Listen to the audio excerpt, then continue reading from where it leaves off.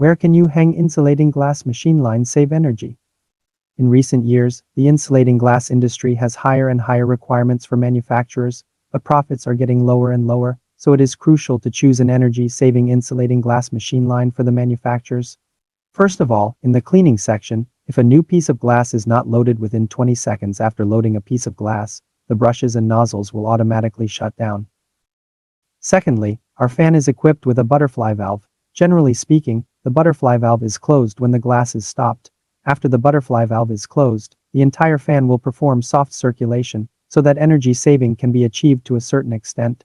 Thirdly, our machine line is equipped with a photoelectric switch at the beginning and end of each section. When the photoelectric switch cannot detect the movement of the glass, the entire transmission structure does not operate. On the contrary, only when the photoelectric switch detects that the glass starts to move, the transmission structure starts to operate. This can play a great role in saving energy and extend the service life of the transmission wheel and bearings.